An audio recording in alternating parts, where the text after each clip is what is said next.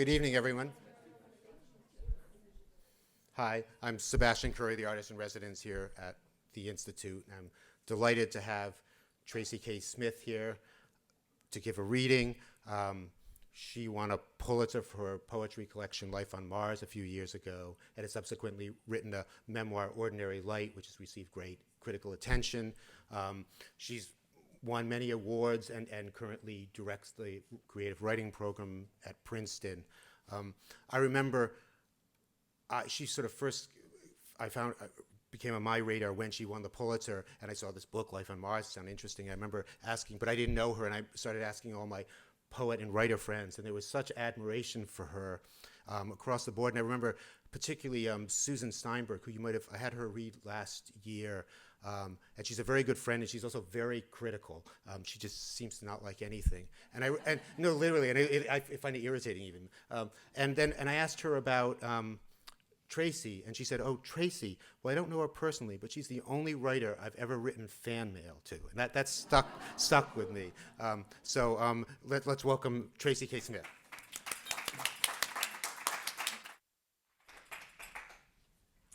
Thanks so much for coming. I'm really excited. I'm also nervous because there's a science fiction and sort of aspirational physics in Life on Mars, and I know many of you speak that language fluently. Nevertheless, I will read some of those poems, and I also thought I would read a small section from the memoir, which is a book about my family and in large part a book about my mother. But I thought I would read some poems that are thinking a little bit more, I guess, about nostalgia for a certain period in American culture. I grew up in the 70s and have had a deep fondness and almost protectiveness of the view of the future that characterizes that time period. And I think that might be one of the things that led me to think about space and science fiction in this book. So I'll start from there and then segue into a chapter about my father.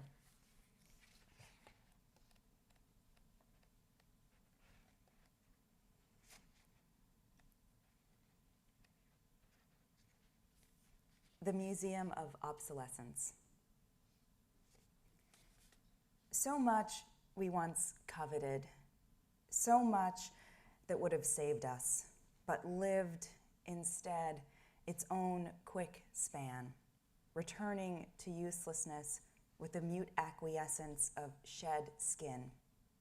It watches us watch it, our faulty eyes, our telltale heat, hearts ticking through our shirts.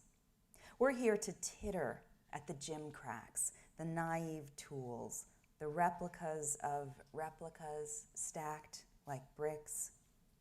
There's green money and oil in drums, pots of honey pilfered from a tomb, books recounting the wars, maps of fizzled stars.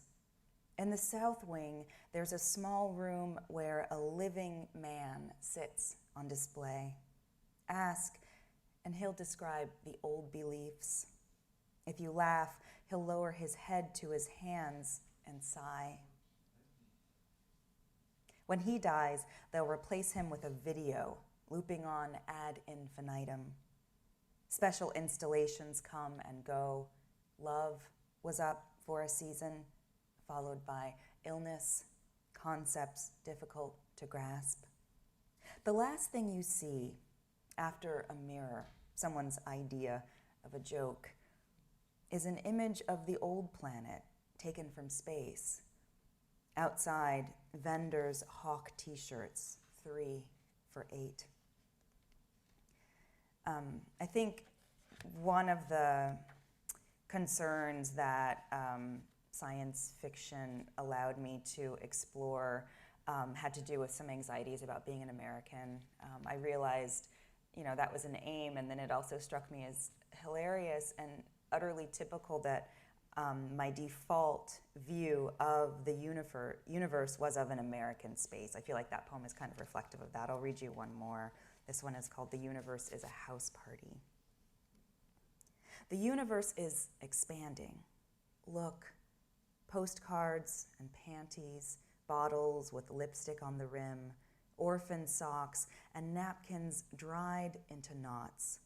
Quickly, wordlessly, all of it whisked into file with radio waves from a generation ago, drifting to the edge of what doesn't end, like the air inside a balloon. Is it bright? Will our eyes crimp shut? Is it molten, atomic, a conflagration of suns? It sounds like the kind of party your neighbors forget to invite you to, bass throbbing through walls, and everyone thudding around drunk on the roof. We grind lenses to an impossible strength, point them toward the future, and dream of beings we'll welcome with indefatigable hospitality. How marvelous you've come. We won't flinch at the pinprick mouths, the nubbin limbs. We'll rise, gracile, robust. Mi casa es su casa, never more sincere. Seeing us, they'll know exactly what we mean. Of course, it's ours. If it's anyone's, it's ours.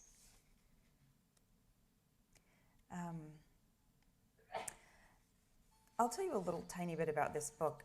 So I started with this idea of sort of nostalgia and anxiety, and I had a really wonderful time exploring the sense of Americanness and the sense of what kind of future we might be laying the tracks for.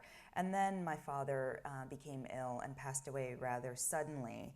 And I found my imagination in that zone of what always has struck me as this vast, dark, mysterious place. And that seemed like a really helpful backdrop against which to explore these feelings of grief. I'll read you a few sections from a poem that I think marries some of those things together. It's called My God, It's Full of Stars. And I'll warn you, there's a cameo appearance by Charlton Heston. I had fun telling myself I was doing research for this book by watching and rewatching a lot of the science fiction films that I grew up with. So Charlton Heston is in most of them. And oddly enough, he basically plays the character of Moses in each of those movies. So there's a little nod to that.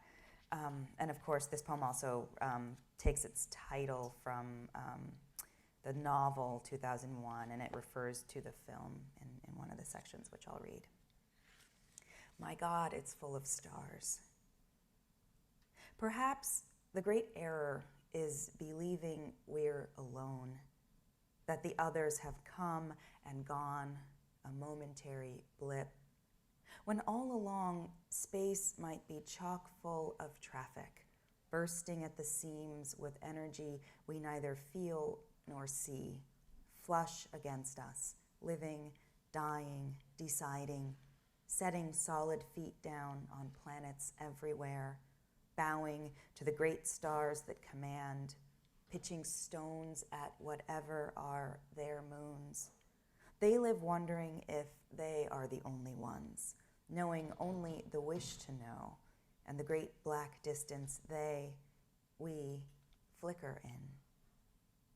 Maybe the dead know, their eyes widening at last, seeing the high beams of a million galaxies flick on at twilight, hearing the engines flare, the horns not letting up, the frenzy of being. I want it to be one notch below Bedlam, like a radio without a dial, wide open, so everything floods in at once, and sealed tight so nothing escapes, not even time, which should curl in on itself and loop around like smoke, so that I might be sitting now beside my father as he raises a lit match to the bowl of his pipe for the first time in the winter of 1959. Charlton Heston is waiting to be let in. He asked once, politely, a second time with force from the diaphragm. The third time, he did it like Moses, arms raised high, face an apocryphal white, shirt crisp, suit trim. He stoops a little coming in, then grows tall. He scans the room. He stands until I gesture, then he sits. Birds commence their evening chatter. Someone fires charcoals out below. He'll take a whiskey if I have it, water if I don't. I ask him to start from the beginning, but he goes only halfway back. That was the future once, he says, before the world went upside down. Hero, survivor, God's right-hand man. I know he sees the blank surface of the moon, where I see a language built from brick and bone. He sits straight in his seat, takes a long, slow, high thespian breath, then lets it go. For all I know, I was the last true man on this earth. And may I smoke. The voices outside soften. Planes jet past, heading off or back. Someone cries that she does not want to go to bed. Footsteps overhead. A fountain in the neighbor's yard babbles to itself, and the night air lifts the sound indoors. It was another time, he says, picking up again. We were pioneers. Will you fight to stay alive here, riding the earth toward God knows where? I think of Atlantis, buried under ice, gone one day from sight, the shore from which it rose, now glacial and stark. Our eyes adjust to the dark. In those last scenes of Kubrick's 2001, when Dave is whisked into the center of space, which unfurls in an aurora of orgasmic light before opening wide like a jungle orchid for a love-struck bee, then goes liquid, paint in water, and then gauze wafting out and off before finally the night tide, luminescent and vague, swirls in and on and on. In those last scenes, as he floats above Jupiter's vast canyons and seas, over the lava-strewn plains and mountains packed in ice, that whole time he doesn't blink. In his little ship, blind to what he rides, whisked across the wide screen of unparceled time, who knows what blazes through his mind? Is it still his life he moves through, or does that end at the end of what he can name? On set, it's shot after shot till Kubrick is happy. Then the costumes go back on their racks, and the great gleaming set goes black. When my father worked on the Hubble telescope, he said they operated like surgeons, scrubbed and sheathed in papery green, the room a clean cold and bright white. He'd read Larry Niven at home and drink scotch on the rocks, his eyes exhausted and pink. These were the Reagan years, when we lived with our finger on the button and struggled to view our enemies as children. My father spent whole seasons bowing before the oracle eye, hungry for what it would find. His face lit up whenever anyone asked, and his arms would rise as if he were weightless, perfectly at ease in the never-ending night of space. On the ground, we tied postcards to balloons for peace. Prince Charles married Lady Di. Rock Hudson died. We learned new words for things. The decade changed. The first few pictures came back blurred, and I felt ashamed for all the cheerful engineers, my father and his tribe. The second time, the optics jibed. We saw to the edge of all there is, so brutal and alive it seemed to comprehend us back. So, picking up from that note, I'll shift to some prose that's kind of thinking about that same moment and my memory.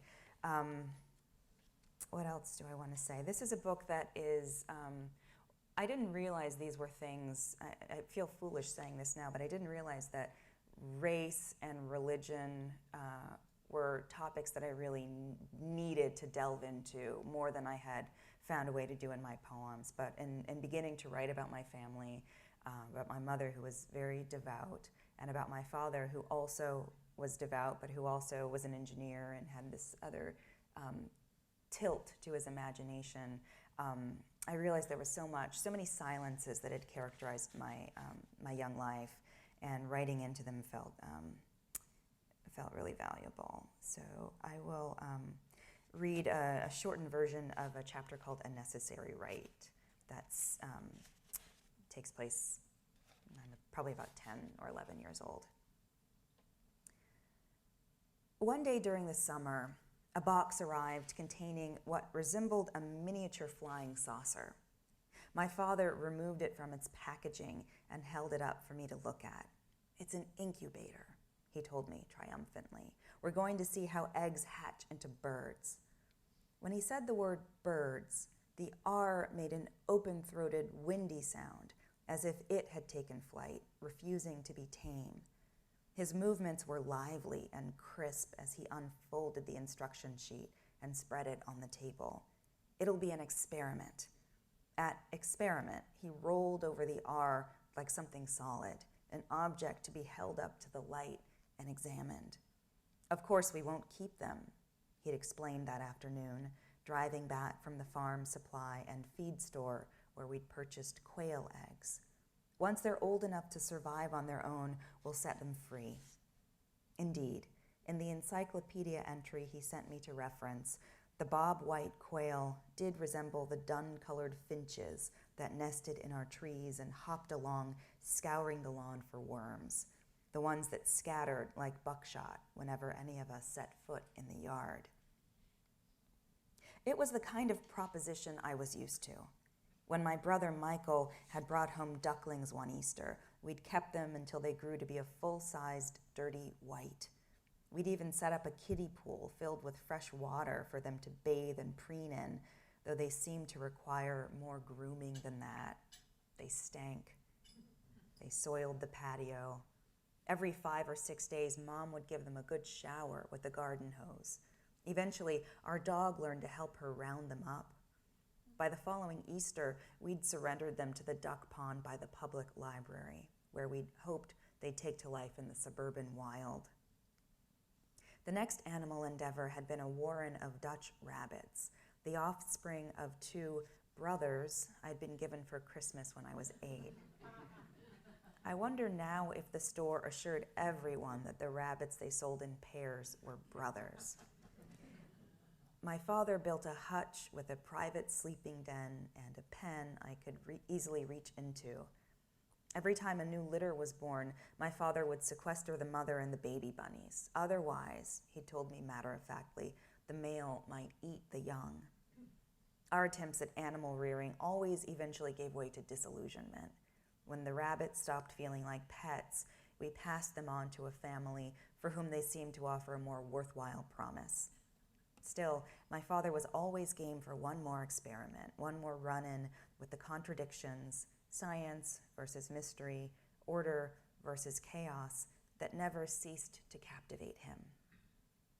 The incubator sat on a shelf in my room.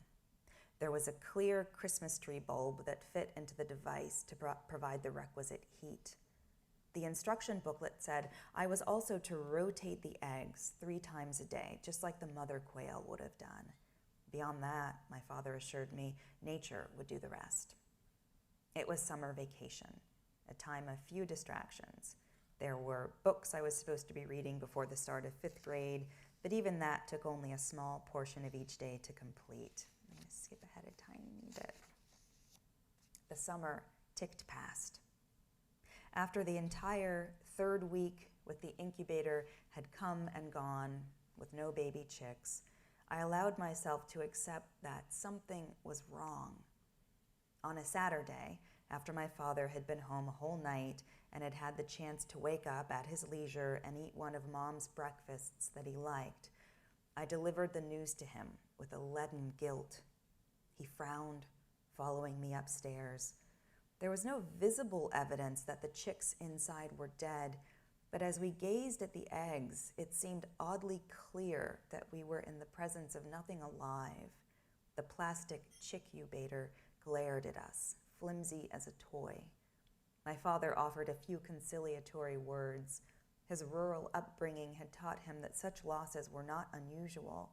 He understood that life, while meaningful, was also fragile. But I felt like a failure. On the day a few weeks later that an even larger box arrived in the mail, I watched the eager energy return to my father's every movement. He set it down on the floor and fished out his pocket knife. Lifting the contraption from the box, he assured me, "This is foolproof." The very word seemed to chasten and sting. I had been a fool, hadn't I? I'd been lax in my responsibility, mooning about, bored or distracted, and as a result, the chicks had died. They would never get the chance to stand on their feet and scour the grass for seeds. They'd never scatter into the distance out of instinctive distrust at my approach. The new incubator was easily 5 times larger than the first, and it had its own heater, an automatic egg turner. Inside, there were compartments for more than a dozen eggs, which we drove once more out to the feed store to collect, and then placed one by one into their cradles.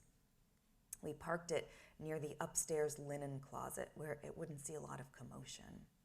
All in all, it seemed a far more elaborate setup than nature itself, all lockstep order, an authoritative array of knobs and displays, but it seemed wiser too. I wouldn't have to do anything but wait the requisite number of weeks for the chicks to peck their way out. The enterprise was no longer a matter of faith, but of science. The job that kept my father away from home all week involved a thing called the Hubble Space Telescope. I didn't know much about it or what he and the other engineers did each day, but every now and then he'd explain to one of us or one of our guests that they were contributing to a device that would look farther into space than ever before, a machine that would tell us how the universe itself was born. An unbounded hope, like that of a child, broke into his voice at the word born, and it sometimes caught me up, but only briefly. I was conflicted, for if the universe had been born at God's hand, and if no one had ever seen God, didn't the Bible say that none can or will or should seek to? Wasn't a project like the Hubble doomed? I didn't think about the astounding discoveries the horde of scientists and engineers might bring into relief in examining the vast span between the present moment and the dawn of everything. Only that it would surely be hard to get to the very bottom of something God had seen fit to enshroud in mystery. Still, it was a job my father performed with the utmost scrutiny and, from what I could tell, an unflagging faith. If I could have fashioned a model of my own imagination, perhaps it would have resembled the telescope my father was working on, heavy, made of steel and glass, and run through with lenses and wires whose work I could only half decipher, pointing off into a distance that had no shape. Perhaps there would sit, at the outer edges of that distance, something I was afraid to bring into focus, some knowledge or presence, the power or verity of which might cause the rest of me to cower. It felt like that sometimes, like there were limits to what I would let myself understand, limits to the whole to which I'd give myself access. I was 10 years old, living with a vague knowledge that pain was part of my birthright, part of what was meant by a word like home. It was not the kind of beautified, self-inflicted angst that can transform a girl into a swan or a doll or an ice princess in the ballet. Not even the kind of grief that in art can bring back the dead. No, what I felt, what I feared and discerned, even from my rather far remove, was the very particular pain that was tied up in blood, in race, in laws and war. The pain we hate most because we know it has been borne by the people we love. the slurs and slights I knew were part and parcel of my parents' and grandparents' and all my aunts' and uncles' lives in the South. The laws that had sought to make people like them, like us, like me, subordinate. It was a pain that could be triggered at the slightest hint that the residue of those laws still lingered, even unconsciously, in the minds and imaginations and the deepest assumptions of all the people I knew who didn't have access to a pain like that of their own. Almost 3 weeks from when we brought them home, the first few eggs began to shake and rattle as the oldest or most intrepid chicks pecked through their shells. It caught me off guard. My fear of failing a second time had convinced me they'd turn out to be duds, like the first batch. But that afternoon, the incubator was teeming with life. The tiny birds were a wet, mottled brown, dark as burnt toast in some places, sandy in others. Their markings resembled those of a tabby cat. They worked their way out of the eggs with a particular insistence, struggling, pausing, then resuming work until each egg had been scored with what looked like a lid. Then they stretched their small, downy bodies and wriggled out. My father was right. It was remarkable to watch.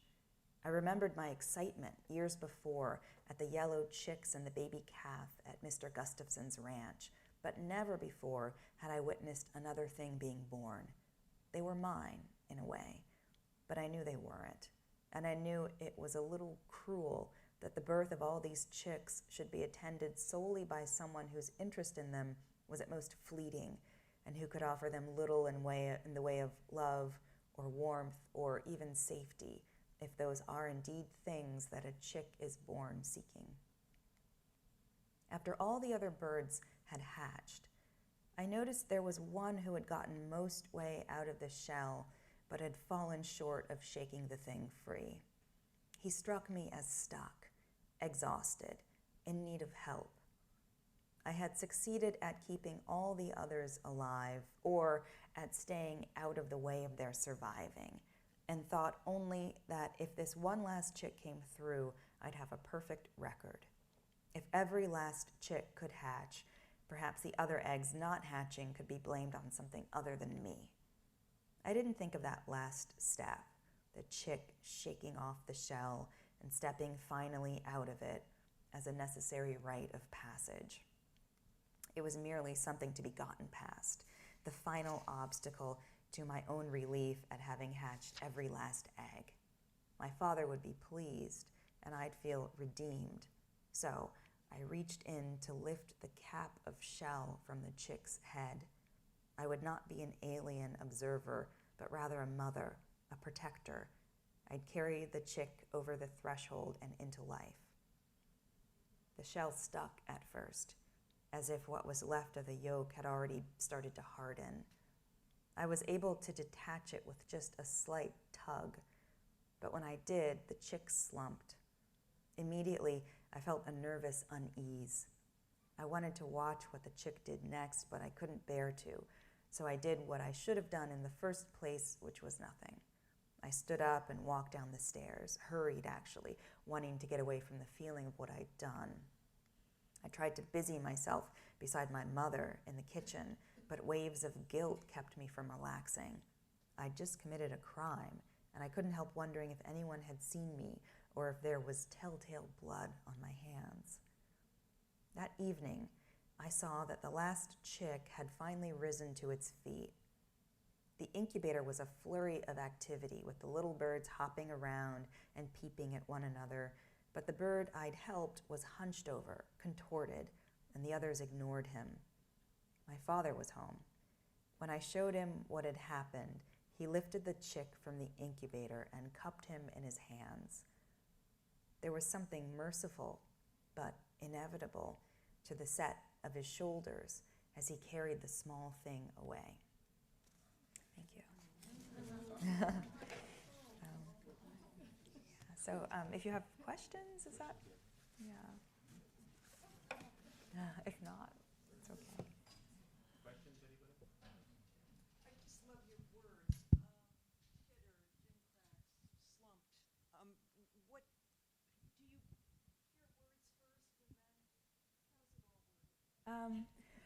Thanks. I think I hear almost every single poem I write starts from a kind of question or some sort of like hypothetical supposition, and it takes a few steps into that idea, and then I kind of stop, not knowing what else to say.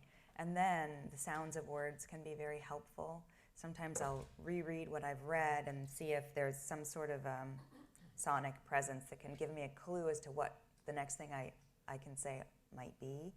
And something else that I find myself leaning on is images, thinking about how metaphor can create real feeling spaces in the work, or how images of what's actually present can be mined more actively or aggressively to create what I imagine is something almost like a visceral sense of the experience that the poem is sharing, or that the prose is seeking to return to.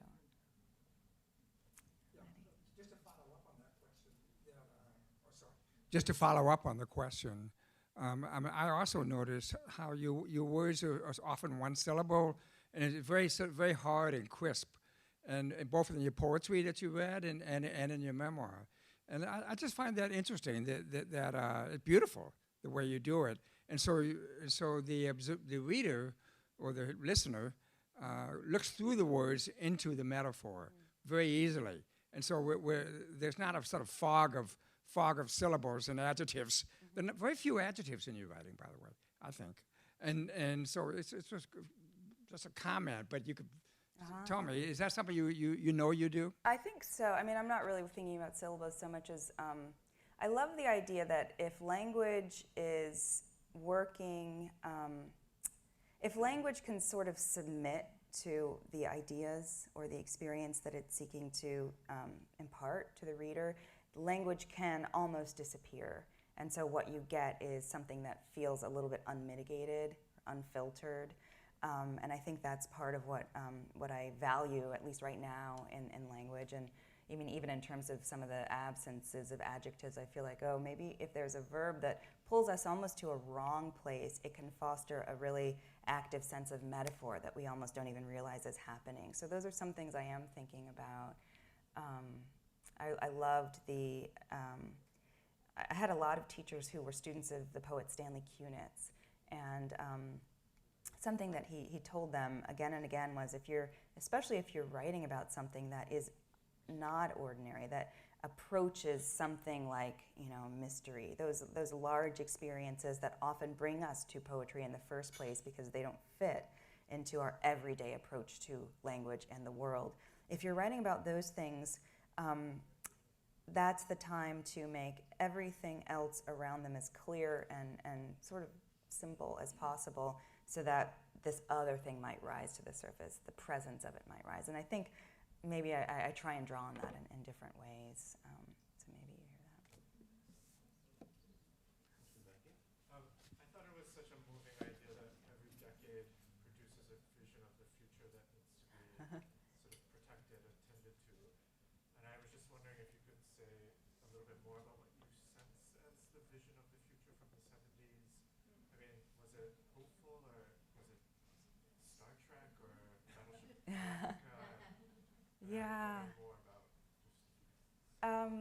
I think almost every future vision leans toward something that's less hopeful, right? We make dystopias because they allow us to kind of come close to our present anxieties, which are based on what we really know about ourselves, all the things that we haven't managed to stop doing. So I think what I feel is a tenderness to that, those rare moments when we are able to be honest with ourselves and say, okay, so the Cold War is really stressing us out, and yet the way that we are, dealing with it is probably flawed. But then there is an aesthetic component, I guess, to my sense of those stages.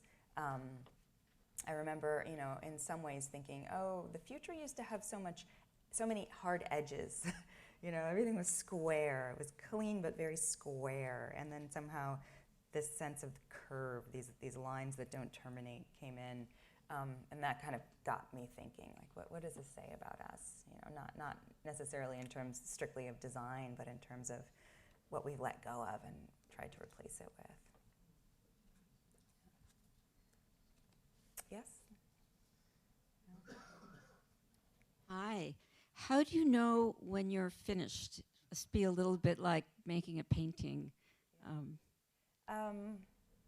I think that I am listening for some moment when the terms that I started with have become something other than themselves. That's really true of what happens when I'm writing a poem, which often begins with, as I said, a kind of question or a very specific concern. And then ideally, it manages to find a great way of digressing from that. And if it does return back to that idea, maybe that idea is different. Maybe it speaks to something other than itself. So I'm listening for moments when that feels like it's happening, and that tells me, okay, maybe I'm done. Maybe I'm going to get to a draft of this thing. Sometimes something that can affirm that suspicion is maybe sonic closure, something that feels authoritative or troubling, depending on what the poem is about, or an image that seems like it stands on its own without any need for further commentary, and that it has a presence that's troubling in a way that might make sense to be the last word.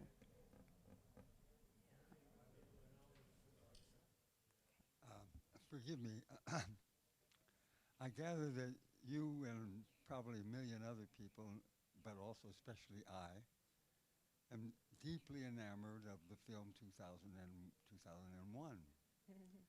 And I'd just love to hear your reaction to a feeling that I have about that film, which is fundamentally about this computer whose name was Hal, that had been invented by the great rational thing on earth, namely human beings, never to make a mistake.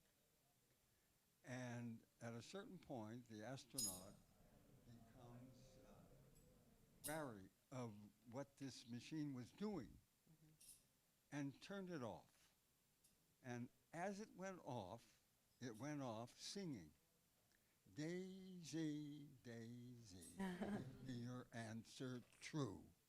I'm half crazy, all for the love of you. And then it all shuts down, and it ends up in the end of the universe, at the end of the world, right? At which point, the world gets another chance. It's reborn in this other world of the beyond the computer. So my feeling about Hal is that, in fact, he never did make a mistake. He never made a mistake. The human beings made a mistake in not understanding the mystery that lay behind their rationality. You remember that?